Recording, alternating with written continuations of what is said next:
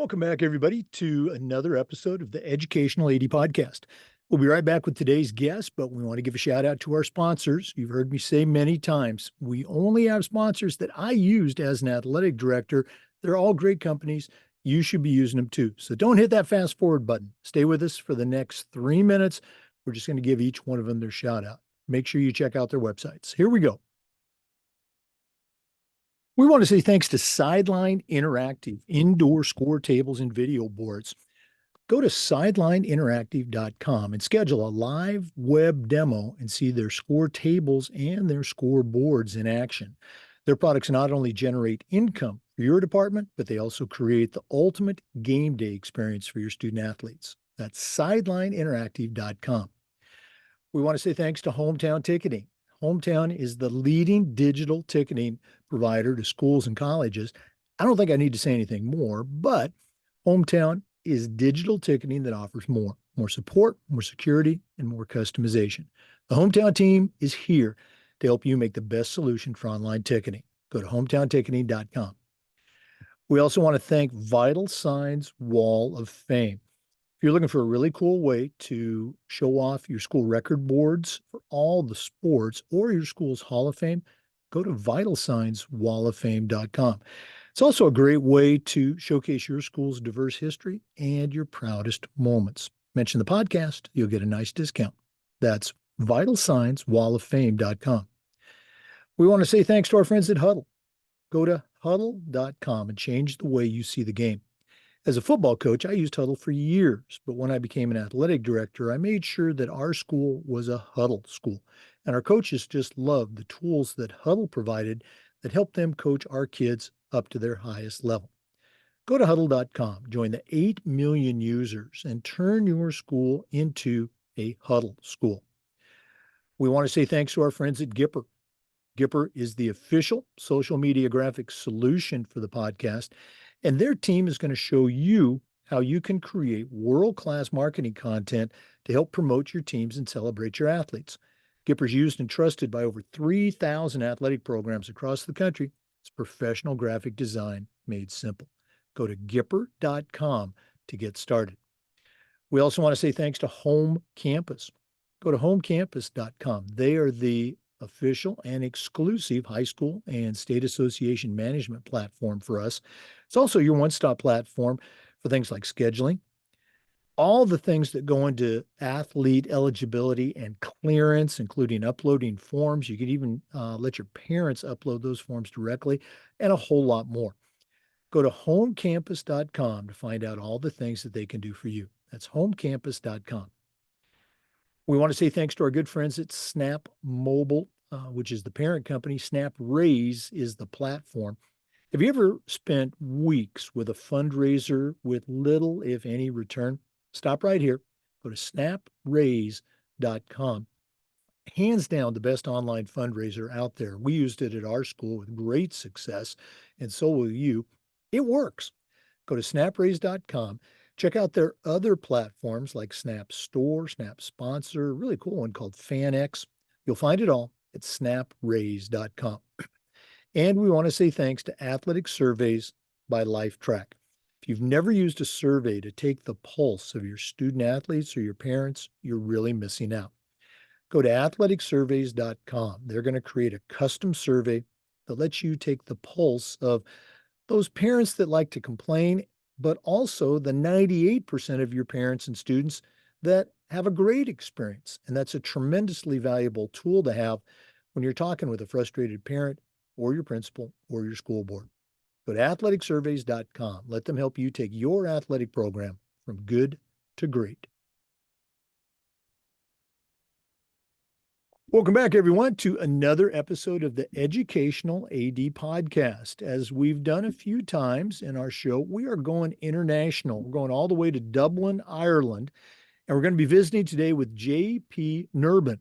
He's going to tell you a little bit more about himself, but he's an executive coach. He is a consultant. He's also a very successful book author, The Culture System, and also the Sports Parent Solution. Like I said, we're going to take a dive into all of that, but J.P. Nerbun, welcome to the Educational AD Podcast.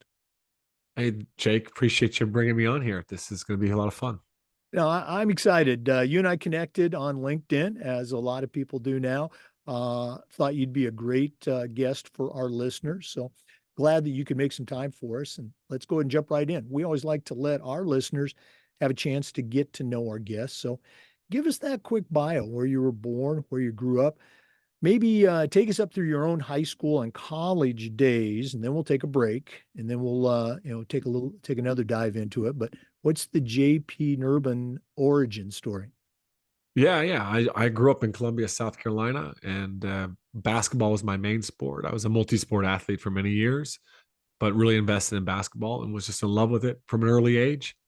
Was a walk-on at the University of South Carolina after high school for a year, and that year as a walk-on was, obviously incredible. Got to play Madison Square Garden, got to travel, the country to play at that level. Wasn't a great player. Sat at the end of the bench and didn't make the team in my second year, and so that was actually my first move to Ireland, which I had left playing and moved to Ireland on a study abroad program and loved the place so much I moved there and went and finished out college there and also got my start in coaching there. And I was fortunate in Ireland that I played Division I basketball and I was American. And, within a couple of months, I had, 5 jobs from coaching, youth under 16s, under 18s to coaching, semi-pro team at the age of 21. It was crazy. I spent 6 years there coaching there, and that was a unique experience. And then I got to go coach in the States for another 10 years as well at the high school level. Wow, I want to jump into that a little bit more, but let's go back to South Carolina. Your high school days, were you a big town, small town, big school? What kind of environment was that? Yeah, we went to a smaller private high school, Catholic high school, around 50 kids per class. Cardinal Newman was its name there back in the day. So, yeah. And you mentioned that you were also a multi sport athlete. What were your other sports besides basketball? Oh, I did cross country. I did swimming. I did football for a little bit there as well. I tried out for the tennis team, got cut because I hit too many balls over the fence, and the coach just stopped. Got aggravated because we were losing too many tennis balls. So,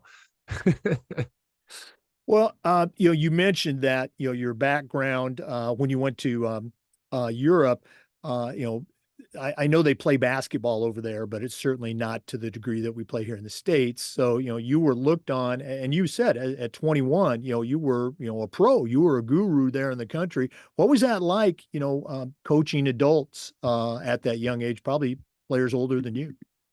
I was so ill-equipped and I didn't even realize it, Jake. Honestly, it was I was thrown in there. I had no formal coach training, coach education. I showed up for the, FIBA introductory coaching course, and the guy that was running the course turned to me and was like, "Oh, you could probably teach us here." And he had me doing stuff instructions, and I had never coached a day in my life, but because I was American and played Division I, so I was really thrust in there without any, formal training. And so naturally I just started to coach the way that I was coached, which wasn't always a positive thing. But my passion and my work ethic definitely helped me to be successful. Wow. Looking back at your own playing days, either in high school or college, do you remember a moment now, looking back, that at the time didn't seem like much, but now as a coach with some experience under your belt, you can look back to that day or that moment in high school or college and you can say, hey, that was a significant moment for me. Anything come to mind? Yeah. So when I think back to my playing days, there's honestly like a really negative moment. I had a fairly kind of transactional high school coach that really was demeaning to the players and would really cut us down, and particularly a couple players in particular. And I remember he was trying to work on himself, I think, a little bit and not yell at us that much. And he was a notorious yeller and screamer. And he came in at the halftime after he hadn't yelled all the first half. This was totally unusual. We were like, "What's wrong with him? Is he sick?" And he blew up on us and said, "Forget about that. This is who I am. I can't change." And I still remember that to this day because I often use that very similar defense of my own coaching of hey, I'm a passionate person, and just I'd be emotional on the sidelines. I'd be tossing my jacket. I'd be yelling at the referees. But it wasn't maybe until 8 or 9 years into my coaching journey that I said, no, we can change. People can grow. Leaders must grow, And so that was an impactful experience because I think it, set the stage for maybe who I was a little bit earlier in my career, but it also prompted me to seek better ways as a coach. Boy, I can really relate to that. And you mentioned we generally start coaching the way that we were coached ourselves.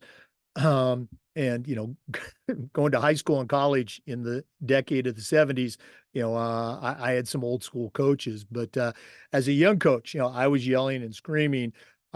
As I became more aware of how to be a better coach. I was still a yeller and screamer, but I was trying to yell encouragement and I was trying to scream instruction. Come on, you got to punch, you got to keep your legs driving, whatever it was.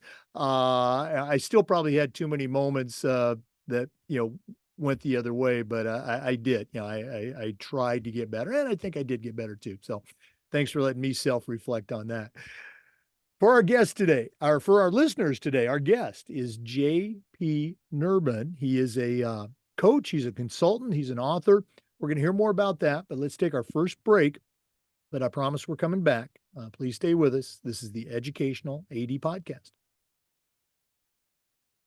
We want to thank our good friends at Sideline Interactive, indoor score tables and scoreboards.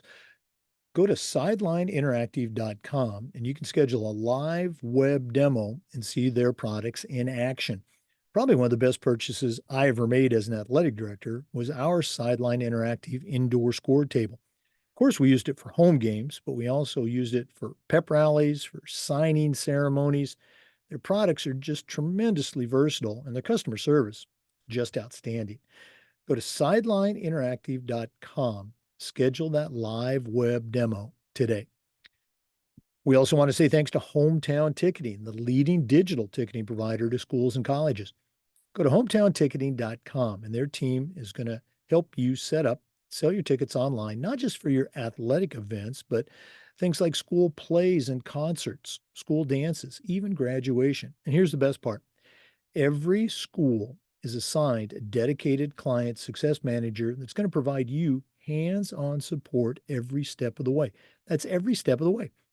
Go to hometownticketing.com. It's digital ticketing that offers more. Welcome back, everybody, to the Educational AD Podcast. Once again, our guest is J.P. Nerbun, and he's talking to us today from Dublin, Ireland. Coach, you mentioned earlier that you finished your college days in Ireland and began to work as a coach, a number of different levels. Talk about that journey from coaching to what you're doing now as a coach and a consultant.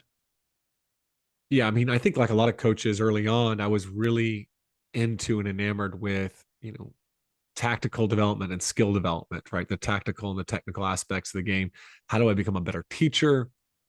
Um, how do I, create a better learning environment for the athletes? And that was largely my focus.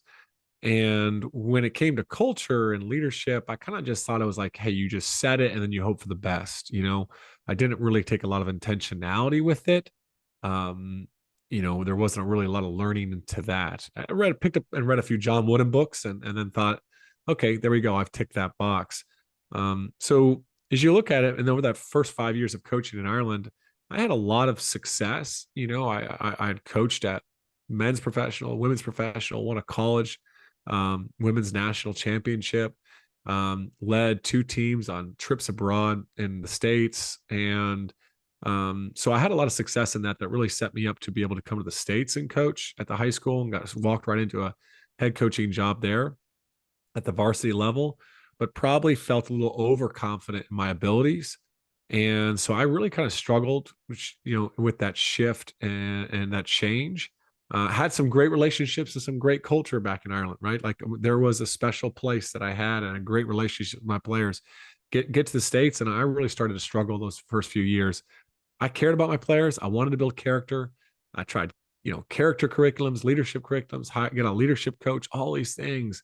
But I just didn't seem to make progress in the way that I had hoped for.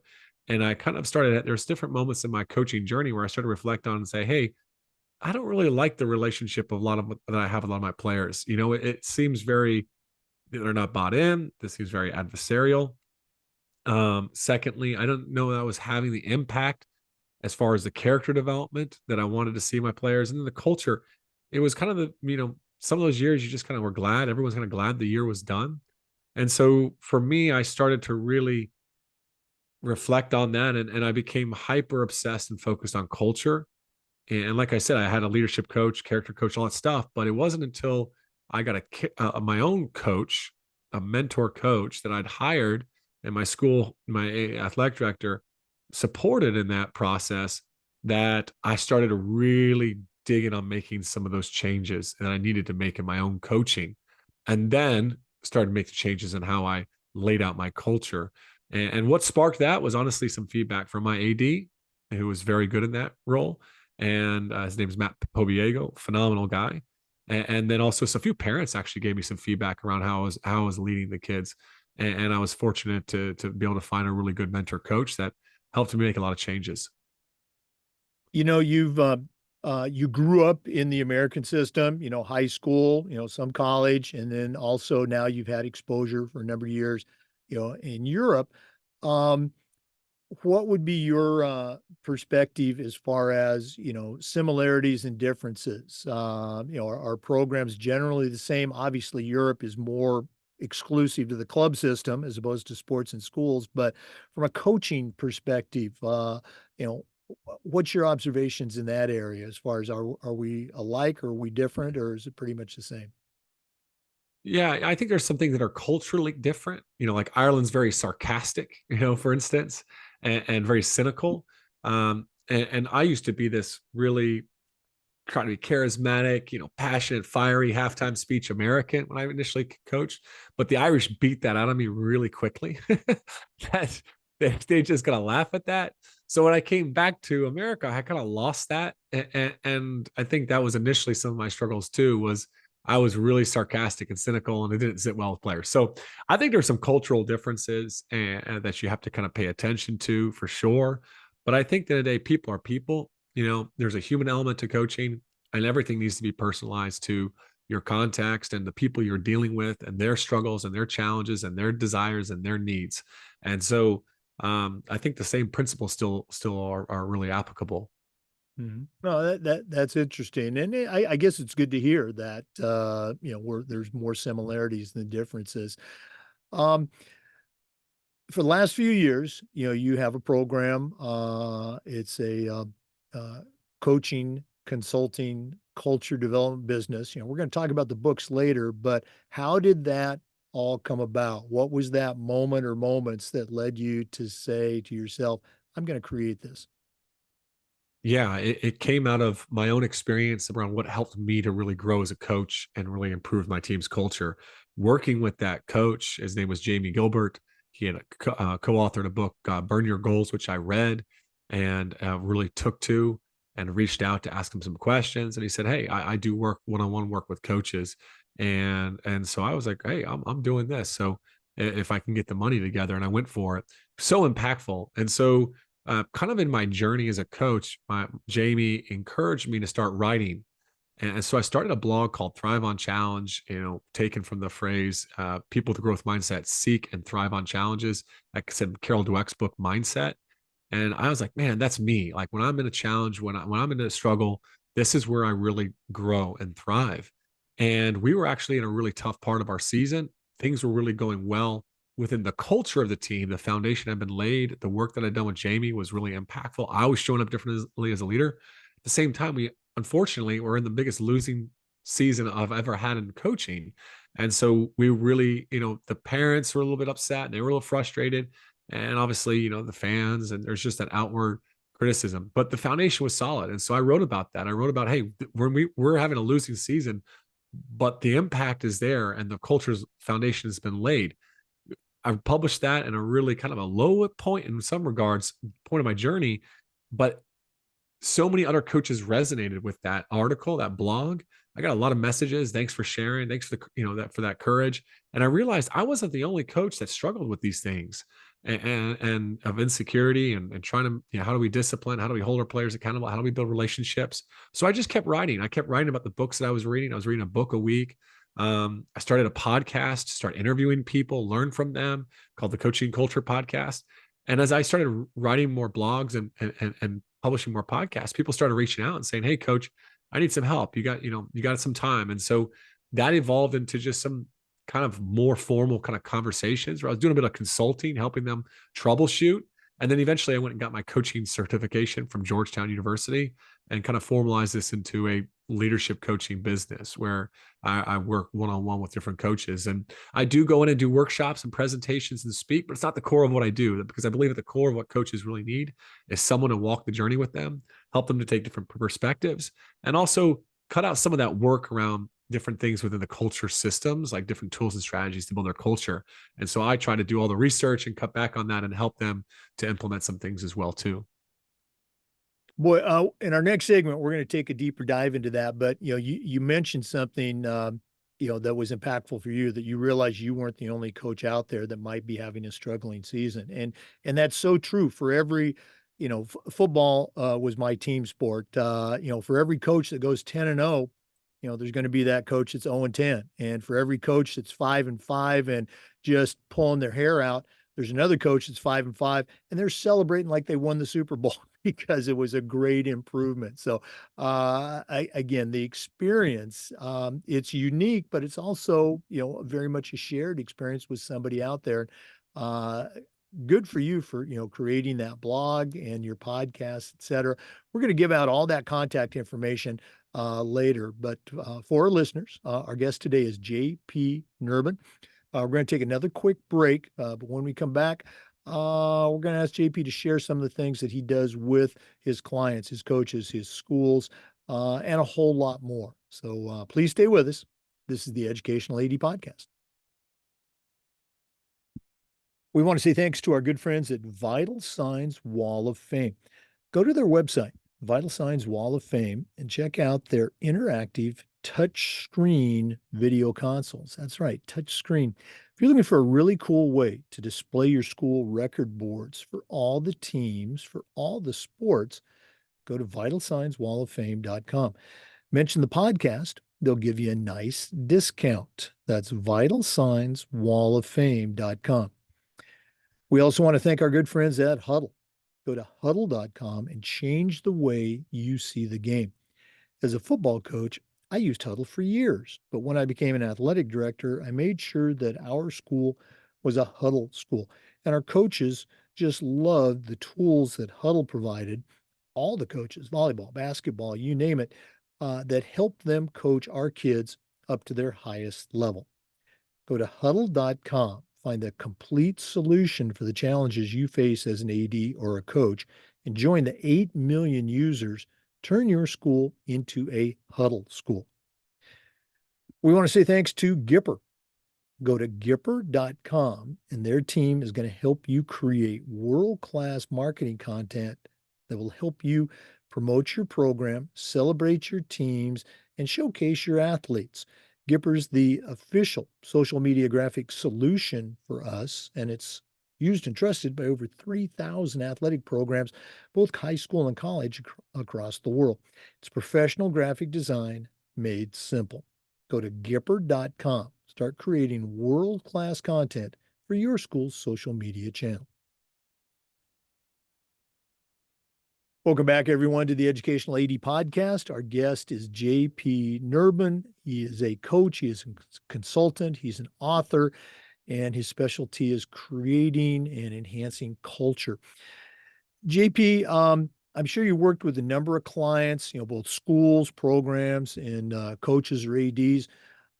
Can you share what an AD or a coach might experience if they were working with you, or maybe even share some success stories you had with some teams or coaches? Yeah, usually when we do a lot of work, just to be clear, with sometimes with athletic directors and helping to really design the athletic culture they want, which is Sometimes we're coming in, we're doing some sort of staff retreat, but we're also got our online course training in transformational coaching and culture building, so that there's this continuous education that as new coaches come in, they can get this education around what transformational coaching and culture building looks like. But we also really typically we don't do on-site visits unless there's some plan for follow-up. Like, okay, they're going to be getting education to the course. We're also going to do some one-on-one support with the athletic director and maybe a few of the coaches that are really into this.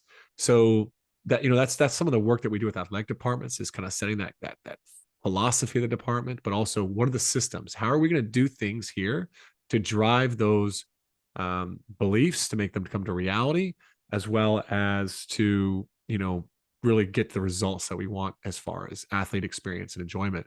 But when I work with coaches, typically they reach out. Either two things have happened. They're at a really low point in their career, kind of like I was so many years ago, and they're just struggling, right? The parent engagement's poor, athlete buy-in's poor, and they're just desperate and they're looking for a lifeline. And I've been able to work with coaches that are college division 1 to high school that were thinking about getting out of the profession, and then they're still coaching today, right? I've worked with coaches that have been 30 years into it, Hall of Fame coach, and said, "Man, this is it. I'm done after this year." And I got a couple of them that are still coaching today, and so that's been some success stories there. Other type of coach that reaches out is just one that really wants to learn and grow. I've been fortunate to work with some really high level leaders. Um, Working with people like at USA Field Hockey, their head coach Dave Passmore at the moment. He's just phenomenal leader, really done an amazing job with the culture. But he is looking, and they're bringing me in to meet with athletes, to meet with their staff, because they're just looking for that edge. They're just trying to drive that high performance culture. And, that support, is the one-on-one calls. Is some of it's upstream. We're planning things. How do we, do different team building, team meetings? It's also systems for their own lives. So they're taking care of themselves in season, creating boundaries and balance. It's also downstream. So maybe sometimes conflict comes up, an issue arises. And so that coach is going into a parent meeting, and we plan out, okay, what are the questions you're going to ask? What's your approach in here? So you can be really intentional. So some of it's kind of downstream issues, but we try to get upstream as much as possible. You know, I'm sure everyone's experience is different, but can you share? Obviously, we don't want a name or a school, but can you share something that really sticks out for you as a success story? Yeah. One of my favorite ones was working with a high school coach up in Wisconsin. He'll have no problem with sharing his name. He was a Hall of Fame coach named Jeff Boos, and he had just come through a really tough year. They lost in the state semifinals in Wisconsin, the top division there for high school basketball, and it was a struggle that year. The culture, when I stepped in at that summertime, the feedback was, we do not like playing here, even though we were winning games. And so there were some different things that we just met head on. This coach was committed to growing as a leader. He was also committed to doing some things with the team to really be intentional, laying out the culture. And so, that coach would hop on. This coach is in his 60s at this point and Hall of Fame. And yet he still believed that he had things to grow and improve upon. And so, actually came in and even did a workshop with his team, did some observations, some feedback on his coaching from practice, feedback on the culture. And they ended up they lost 6 players, their 6 starters. They had a whole new, top 6 because they had graduated their players, and they made it all the way to the state championship the next year. But the feedback was, this was the best experience ever. This was the best year. And so not only did we see results as far as performance, but we saw athlete connection. And Jeff went back to really loving and enjoying coaching again. Wow. I mean, and that's the experience we want every coach to have, not just at some point in their career, but hopefully every season. Uh, JP, we're going to do this at the end of the podcast, but if one of our listeners wanted to reach out, find out more and connect, what's the best way they can get a hold of you? I know you have a number of different contacts available. Yeah, they can go to my website, tocculture.com, or email me at jp Nerbun, Nerbun at tocculture.com. If they're interested in, maybe it's trying to get your athletic culture right. Maybe you're looking for one-on-one support for one of your coaches. Maybe you want to, get all your coaches trained in how to be a transformational coach and build a transformational culture that's going to develop character and really improve the athlete experience and drive performance, right? Because so much of that character development, that personal development, it's supposed to be done through the experience of sports, right? And there's value, being in a classroom and doing some of that stuff there, but we really want to use the sport itself to develop character. And so, to do that effectively, we really need to train our coaches and equip them with the right tools and strategies, as a leader, and also to do work with our team. And like I said earlier at the beginning of the podcast, unfortunately, I wasn't trained. I wasn't equipped with that stuff early on. I was just thrown into the fire. And so if we want to demand a lot more of our coaches and hold them to a higher standard, we have to educate and we have to equip them and we have to support them. Oh, absolutely. Great stuff. JP's also active on Twitter and LinkedIn, so check him out there. He's also a very successful author. And we're going to take a break. And when we come back, JP's going to tell us about his books that are available, great resources. So please stay with us. This is the Educational AD Podcast. We want to say thanks to Home Campus for their support of the podcast. Go to homecampus.com. They are the official high school and state association management platform for us. They're also your one-stop platform for things like scheduling, student athlete eligibility and clearance, and all the things that go with that. You can even work with your parents and get them to upload the forms themselves. There's coaching clearance and a whole lot more. As a high school athletic director, I used Home Campus every single day, and it was just a great platform. Their staff was great to work with too. To find out more, all you have to do is go to homecampus.com. That's homecampus.com. We'd like to say thanks to our good friends at Snap Raise. Have you ever spent days and weeks with a fundraiser and then ended up getting little, if any, return? Stop right here. Go to snapraise.com/EDAD. Hands down, the best online fundraising program out there. We used it at our school with great success, and so will you. It works. Go to snapraise.com. Also, check out their platform called Snap Sponsor, Snap Manage, a really cool one called FanX. You'll find it all at snapraise.com. That's snapraise.com.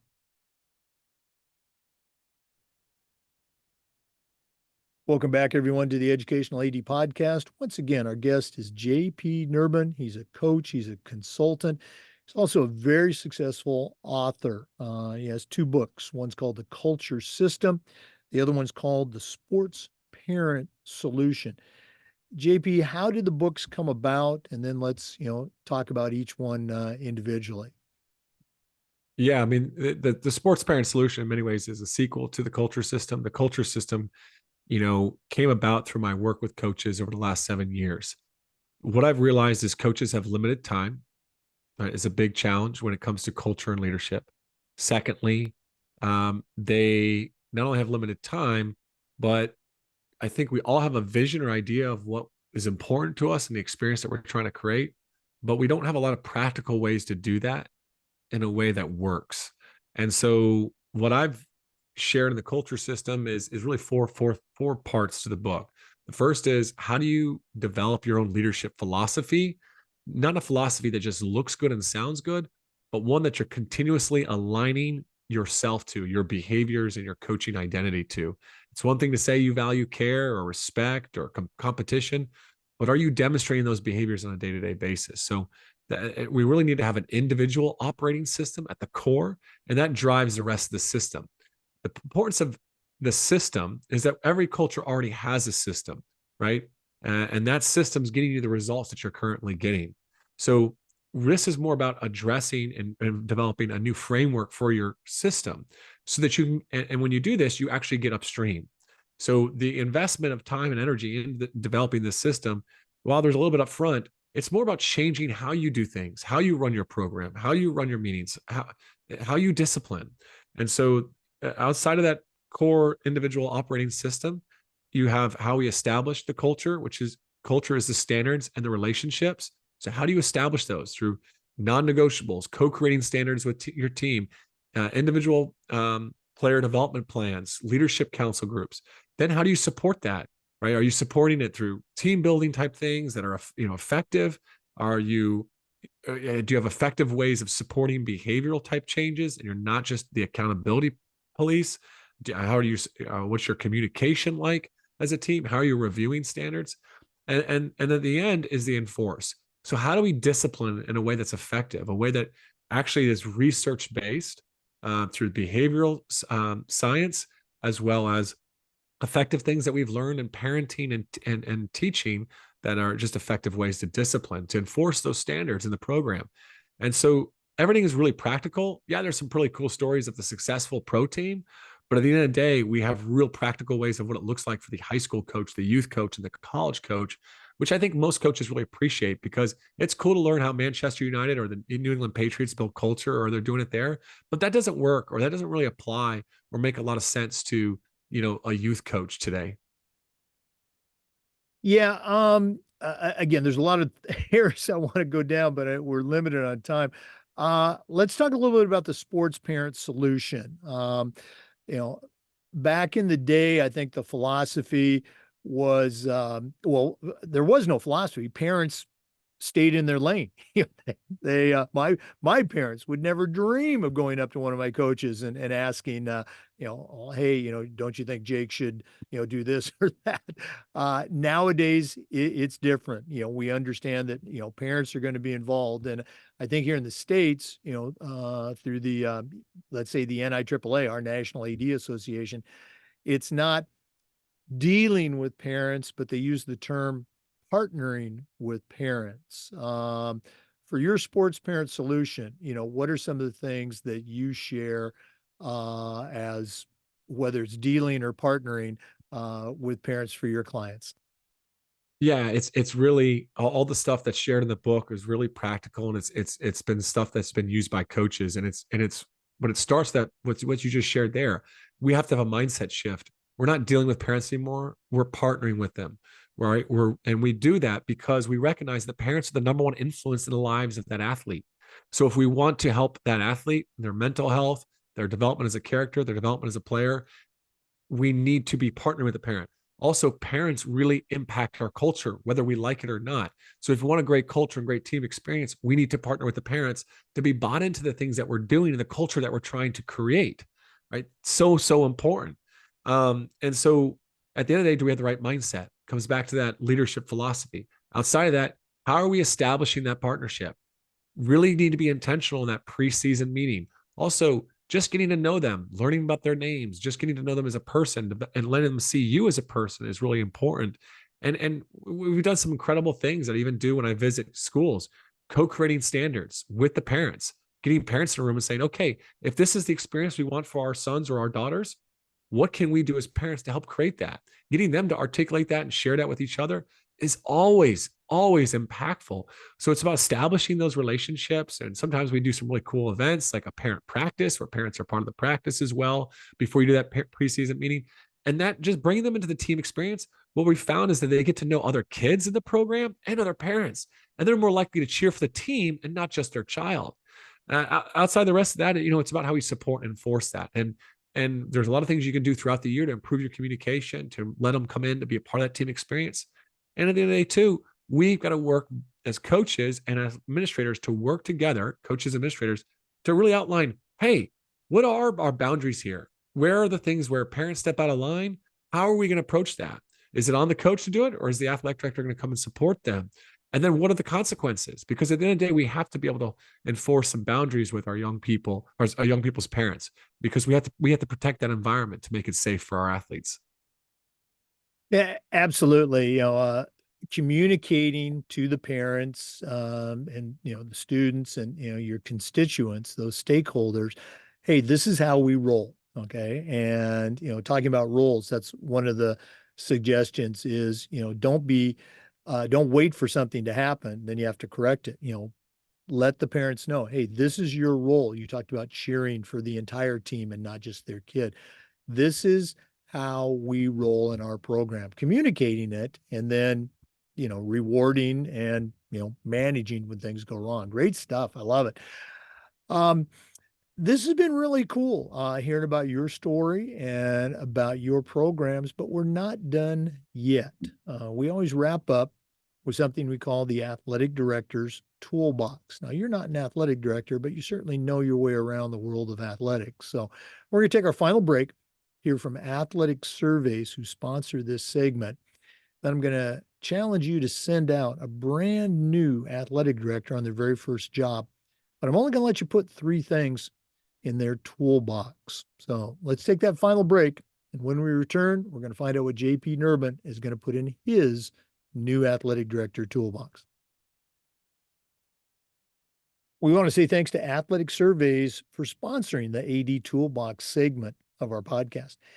Athletic surveys are a quick, easy, and an affordable way for you to collect comprehensive data that will allow you to evaluate and improve your entire program. Athletic directors already hear back from the complainers, those folks that want to gripe about everything. Athletic surveys will connect you to that group, but they'll also connect you with the 98% of the players and the parents that support your program and are having a great time. And that's a tremendously valuable tool to have when you're talking with that frustrated parent or your principal or even your school board. Go to athleticsurveys.com. They're going to create a custom survey that lets you take the pulse of your players, your coaches, and your student athletes. That's athleticsurveys.com. Let them help you take your athletic program from good to great. Well, hey, it's that time of the podcast. We've been visiting today with J.P. Nerbun, a coach, a consultant, an author. Definitely knows his way around the world of athletics. But right now, I'm challenged him to send out a brand new AD, but only give him three tools in the toolbox. So, JP, what three tools are going to go into your new athletic director toolbox? Yeah, the first one is definitely the mutual expectations conversation. Having this with every coach is so important. So the athletic director should sit down with each coach individually and say, hey, what do you need from me to be successful? What do you need from me to be successful? And give me three or four things. And so that coach communicates that. And then that the athletic director should communicate what they need from the coach to be successful in their role. And every athletic director needs to know their non-negotiables. There are three or four things they really expect from every coach. And so that's the first thing I would give you is a mutual expectations conversation. The second thing is about coaches as well. It comes down to one-on-ones. I think every your first one-on-one could be that mutual expectations conversation. But I also, as an AD, would want to document what are your goals for the season individually and as a team. Where do you currently see yourself in relation to those goals? Right? Where do you see the team struggling? Where are your areas for growth as a leader and both as a culture? And what plans do you have? And what's your commitment, to the culture, to the team, to the athlete experience, to growing yourself? So I want to know, where do you want to go? Where do you currently see yourself? And what are you doing? What are you willing to do to close the gap from where you are to where you want to go? And then I'd ask, how can I support you in that? Do you need me to check in with you? Do you need me to just give you space to do your thing? Okay. That would be a big thing, is just how can I support you in doing that? So and I would check in with them. Don't just have that first conversation, document it. And then at least once in the middle of the year, check in with those things. How do you think you're doing? Just ask that coach to reflect. Is there anything else you can do in your support? And then at the end of the year, you'd come back and at least check on that. So you'd have at least three formal one-on-ones. These aren't performance reviews. These are supportive conversations. They're development plan meetings. The last thing I would suggest is to invest in your coaches, and that is practical education. Now, there's a lot of stuff that coaches have to, like I feel like athletic directors don't want to give coaches more to do, right? But then yet we get frustrated when our coaches don't deliver. They don't create a great team experience. And so we have to demand, right, some sort of formal education and training from our coaches if we can ask them to be better, right? But if we don't provide the resources and the training, then we can't turn around and like just hold them accountable if they haven't done those things. So I think a big thing is just, all right, is it some sort of practical education that's going to help them to be more effective as a leader, not just going to the latest X's and O's clinic, or maybe it is providing some one-on-one coaching, right? Obviously, that's something I'm really, really big into and passionate about. but having some coaching for those coaches can be really, really impactful. But just even something that's free, that's not even online education or one-on-one coaching, would just be to have a weekly get together for your, or a monthly get together for all your coaches. And maybe it's you give them a book and they're reading a chapter of the book and discussing, or a couple chapters, or you send out a podcast, everyone listens to it, and then they come and discuss. But at some point, you have to invest in them. And whether that's training, coaching, or just meeting together and having these learning groups where everyone can start to support each other and share ideas, I think that big thing is just invest in your coaches in some way or shape. Boy, just very coach centric. I love that. Meeting with them, having the goals.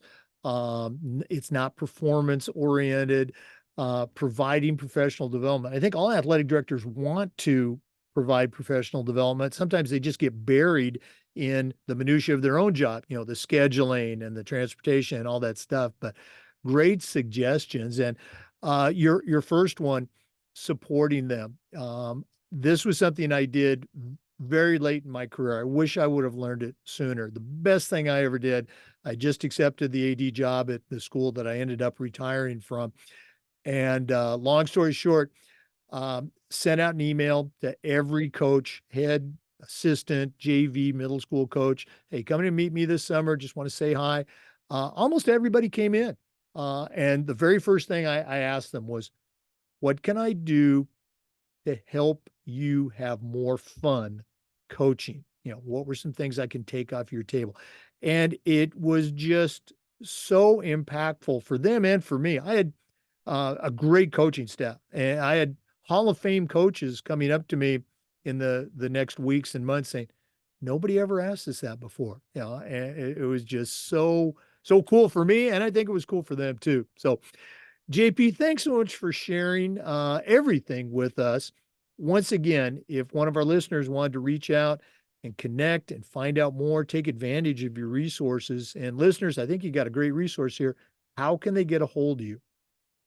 Yeah, if you go to tocculture.com, there's a lot of free resources there.